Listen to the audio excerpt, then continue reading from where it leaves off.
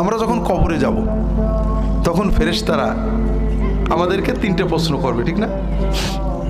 মান রব্বুকা, তোমার রবকে, অমা দিনুকা, তোমার ধর্ম দিন কি, অমান নবীউকা, তোমার নবীকে।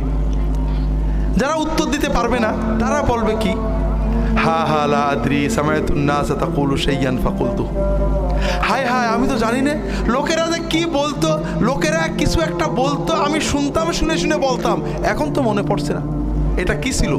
শোনাউল্লাহ না পড়াউল্লাহ? শোনাউল্লাহ বলে যাবে। আর যে উত্তর দেবে তাকে ফেরেশতারা 4 নম্বর প্রশ্ন করবে, হুমায়ুদ্রিক বিমা দারাইত, তুমি যে এই 3টে প্রশ্নের উত্তর দিয়ে পাশ করে গেলে কোথা থেকে শিখলে আমাদের বলো তো।